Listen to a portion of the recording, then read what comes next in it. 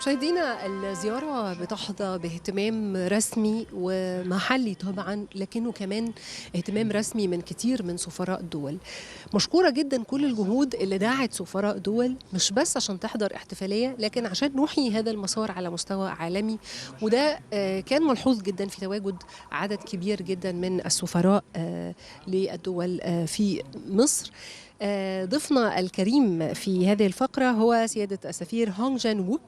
Mr. Hong Jin-wook, ambassador of South Korea and a dear friend of Egypt. And he told me for 1 year in Egypt, he have visited many places in Egypt, and you're most welcomed with us. Thank you. Good evening. Thank you for your great warm welcome.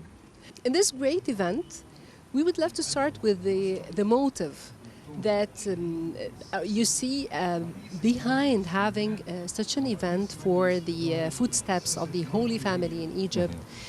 And my question exactly, how do you see a cooperation for the citizens, for example, of South Korea, to encourage them after you saw all of these arrangements have been done?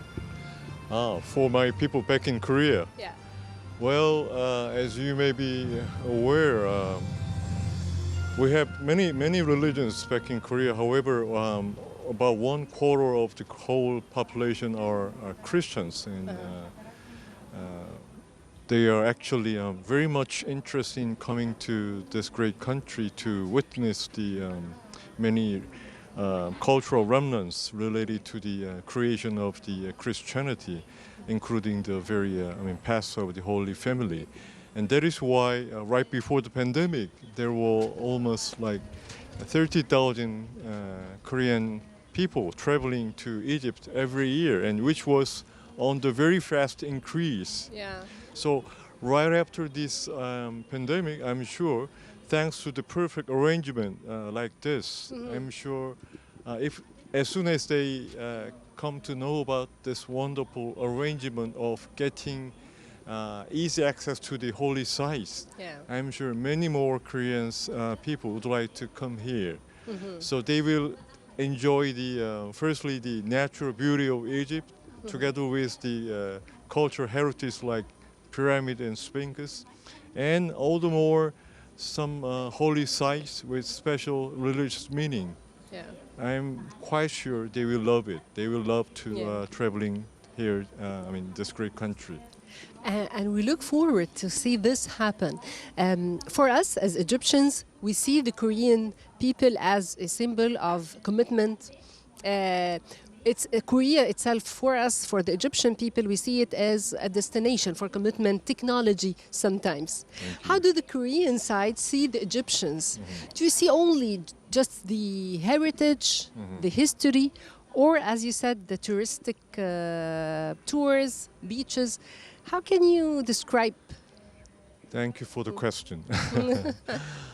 When the Egyptian President, His Excellency Abdel Fattah al-Sisi, visited Korea in the year 2016, in the very early... both of our countries actually adopted a kind of joint declaration of calling our two nations to be comprehensive, cooperative partners, meaning we should enlarge and deepen the bilateral cooperation in various kinds of fields, not only, like tourism, but also many other economic cooperation fields, starting from ICT, health, even the military production, and the technology transfer, and so we have already these fields of cooperation ongoing, existing, and we are trying to strengthen the already strong bilateral relation in so diverse fields. Okay.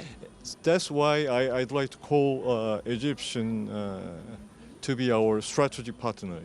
Politically, already Egypt has been one of the key countries in this region.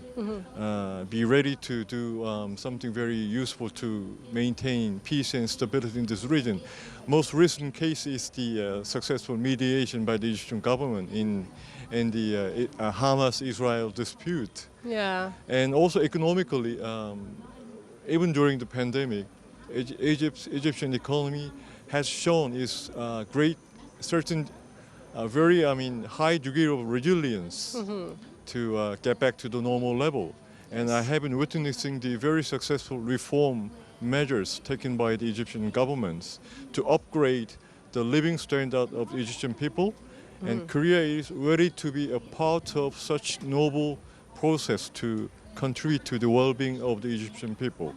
And this is very impressive in terms of cooperation and in terms of your perspective of seeing this cooperation. I repeat, deep thanks and sincere welcome for your presence in التاسعة, our talk show, and thank you so much. Have a great evening.